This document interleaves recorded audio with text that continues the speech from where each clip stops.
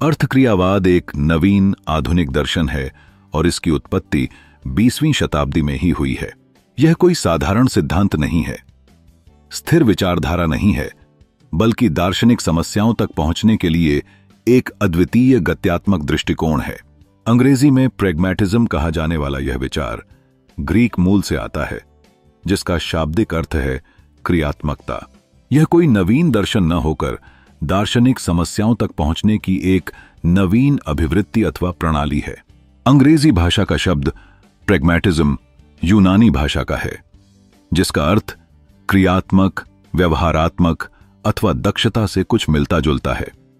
जो कुछ व्यावहारिक, दक्ष, उपयोगी, फलित, परिणाममूलक अथवा संतोषजनक है, तो हम अर्थक्रियावाद की भावना को एकदम समझ सकते हैं। जब हम इस दर्शन के माध्यम से जूझते हैं, हमें यह समझ में आता है कि ऐसा दृष्टिकोण प्रभावी और उपयोगी होना चाहिए। आधुनिक पाठक के लिए यह संभवतः कहने का कारण बनता है कि यह दर्शन एक व्यावहारिक जीवन का दृष्टिकोण प्रदान करता है। इसलिए जब कोई पाठक अर्थक्रियावाद के इस अध्याय पर पहुंचता है, तो संभवतः वह कहेगा, यह दर्शन मेरे लिए ही है, तो उसे एक जीवंत अनुभव मिलता है। वह दार्शनिकताओं की बोरियत का अनुभव करता है, जो बहुत सैद्धांतिक होती हैं और वास्तविकता से दूर होती हैं। एक त्रुटि है जो मैं दर्शन में पाता हूं, अर्थात वह बहुत सैद्धांतिक है, व्यावहारिकता से बहुत दूर है और बहुत तत्वमीमांसीय तथा विद्वत्तापूर्ण है। जो मुझे चाहिए वह है जीवन का दर्शन, व्यावहारिक जीवन का दर्शन। अर्थक्रियावाद जीवन की वास्तविकताओं को चित्रित करता है। यह मानव हित के दृष्टिकोण से जुड़ा हुआ है और इसीलिए कभी कभी इसे मानवतावाद भी कहा जाता है। जब दर्शन शास्त्र मानव के हितों का विज्ञान बनता है, तब यह स्पष्ट होता है कि यह एक पुनरुत्थान का संकेत है, जो विचारशीलता तथा यथार्थ का संगम दिखाता है। तो अर्थक्रियावाद यही है। यह विशिष्ट रूप से जीवन का दर्शन है। यह जीवन वास्तविक है तथा वास्तविकता ही जीवन है। यह निश्चय ही मानव का दर्शन है। इसलिए जब दर्शन शास्त्र मनुष्य के हितों का विज्ञान बन जाता है तथा वे वस्तुएं जो मनुष्य के कल्याण के लिए महत्वपूर्ण हैं, जब दार्शनिक अध्ययन का विषय बन जाती हैं, तो अनेक लोग कहेंगे कि अब दर्शन शास्त्र का पुनरुत्थान हो रहा है, जिसकी बहुत दिनों से आवश्यकता थी। अर्थक्रियावाद आधुनिक दृष्टिकोण से जीवन का एक विशिष्ट दर्शन है। प्राचीन यूनानवासी, जिन्हें सौंदर्य, गणित और खगोलीय अध्ययन में रुचि थी, शायद अर्थक्रियावाद के प्रभावों को समझने से चूक गए। उनके लिए दुनिया एक साकारित, नित्य और पूर्ण रूप में प्रकट होती थी। इसके विपरीत अर्थक्रियावाद यह मानता है कि जीवन एक सतत निर्माण की प्रक्रिया है। यह दुनिया को केवल देखकर ही संतुष्ट नहीं होता, बल्कि निर्माण एवं विकास की प्रक्रिया को समझता है, उस निर्माण एवं विकास की प्रक्रिया में भाग लेना चाहता है। अर्थक्रियावाद का ध्यान मानवीय अनुभवों, सामाजिक क्रियाओं और औद्योगिक परिवर्तनों पर केंद्रित होता है, क्योंकि यह जानना चाहता है कि समाज और विश्व को और बेहतर कैसे बनाया जाए। इस प्रकार अर्थक्रियावाद आधुनिक दृष्टिकोण वाला एक विशिष्ट दर्शन है। प्राचीन यूनानवासी अपनी सौंदर्यपरक, विमर्शात्मक, संवादात्मक आदतों, अपनी गणितीय तथा खगोलीय रुचियों से सुसज्जित पूर्ण जगत को समझने समझाने की जिज्ञासा के साथ अर्थक्रियावाद की बहुत कम परवाह करते थे, जो एक कार्य सफलतापूर्वक करने, प्रयोग करने, निरीक्षण करने, परिणाम प्राप्त करने तथा कठिनाइयों को पार करने का दर्शन है। अर्थक्रियावादी जगत को पहले से ही बना बनाया, पूर्ण, सुंदर, योग्य, उसका ध्यान करने योग्य अथवा पूजनीय नहीं मानता। वह उसे बनाया जाने वाला अथवा बनाया हुआ जगत मानता है, जो इसकी इच्छाओं अथवा अभिलाषाओं के आधार पर बनता है। परिणाम स्वरूप जिस खगोलीय विश्व अथवा ब्रह्मांड के अंतर में मौलिक विज्ञान चुनने का प्रयत्न करता है, उसमें अर्थक्रियावादी की रुचि नहीं रहती।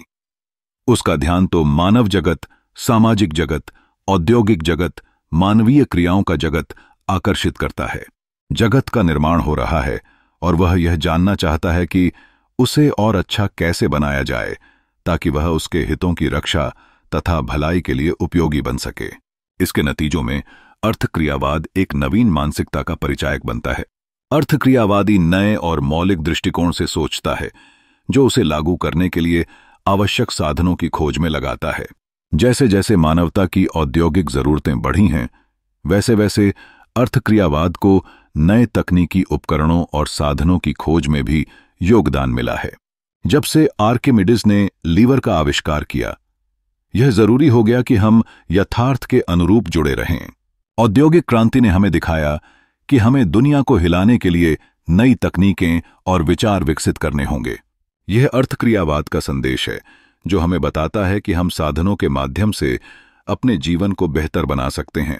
इसके परिणाम स्वरूप अर्थक्रियावादी के पास मनस, प्रत्ययों तथा बुद्धि के विषय में नवीन तथा मौलिक अवधारणाएं हैं। वह इन्हें कुछ उद्देश्यों की प्राप्ति के लिए अथवा कठिनाइयों तथा उलझनों को दूर करने के लिए करण या साधन मानता है। इसलिए अर्थक्रियावाद को प्रायः करणवाद भी कहा जाता है। आधुनिक मनुष्य करणों अथवा साधनों में बहुत रुचि रखता है। यह रुचि उसी समय से बराबर बढ़ रही है जब से आर्किमिडीज ने लीवर का आविष्कार किया है, और जिसके द्वारा उसने शेखी बघारी थी कि वह विश्व को भी हिला देता। यदि कहीं उसे पृथ्वी से अलग खड़े होने का स्थान मिल जाए तो निश्चय ही आर्किमिडीज यूनानवासी था, परंतु उस प्राचीन काल के यूनानवासी उसे समझ नहीं सके। वे दार्शनिक विचारों के व्यावहारिक अनुप्रयोग और ज्ञान को वास्तविक आकार देने में अनुभव के महत्व पर जोर देते थे।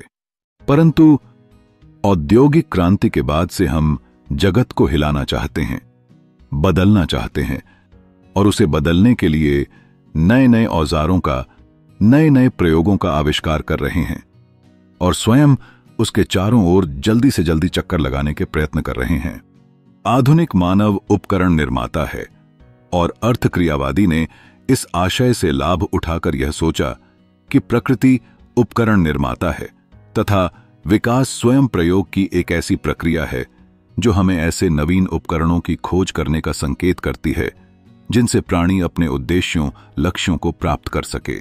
बुद्धि स्वयं एक ऐसा ही उपकरण अथवा साधन, इंस्ट्रूमेंट है जो प्रकृति के विकास के प्रयोगों का परिणाम है।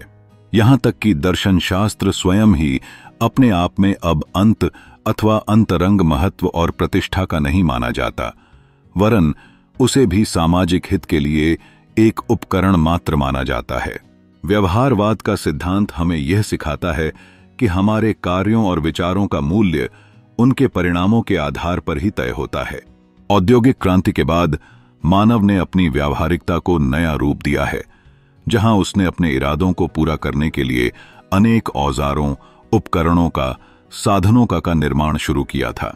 यह एक ऐसा समय था जब मनुष्य ने अपनी बुद्धिमत्ता का प्रयोग करते हुए दुनिया को एक नई दिशा देने की ठानी और दुनिया को बदलने हेतु चल दिया। औद्योगिक क्रांति के प्रभाव से आधुनिक समाज में गहरा परिवर्तन आया है। व्यक्ति अब केवल अपने लिए नहीं बल्कि समाज के लिए भी कार्य कर रहा था। नई तकनीकों, आविष्कारों और प्रयोगों के माध्यम से मनुष्य ने अपने चारों ओर के जगत को हिलाने और बदलने की कोशिश की है।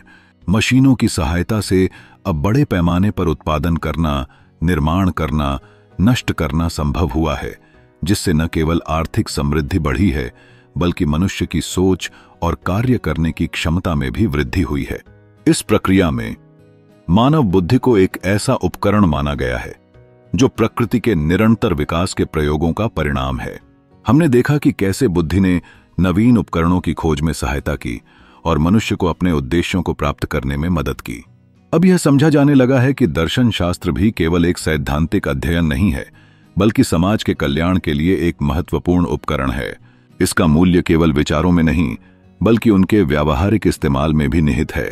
इस प्रकार व्यवहारवाद ने हमें यह सिखाया कि हमारे सोचने और करने के तरीके का सीधा संबंध हमारी सफलताओं से है। औद्योगिक क्रांति ने हमें एक नई दृष्टि दी, जिसमें विज्ञान, वाणिज्य और कला को जोड़कर नई नई संभावनाओं का निर्माण करना संभव हुआ है। यह मान्यता विकसित हुई कि मानव केवल प्रकृति का उपभोक्ता नहीं है, बल्कि वह भी प्रकृति का ही एक भाग है जो अपने उपकरणों, साधनों और विचारों के माध्यम से अनंत संभावनाएं उत्पन्न करता है। इस तरह व्यवहारवाद और औद्योगिक क्रांति के सिद्धांत एक दूसरे को समृद्ध करते हैं। मनुष्य अब केवल अपनी परिस्थिति से संतुष्ट नहीं है, बल्कि उसे बदलने की चाहत रखता है। इस बदलते समय में हमने जाना कि ज्ञान और उपकरणों का सही उपयोग हमें नए रास्तों पर ले जा सकता है, जिनसे न केवल हमारा अपितु संपूर्ण समाज का लाभ होगा। यह सब हमें बहुत आनंददायक और मजेदार प्रतीत होता है।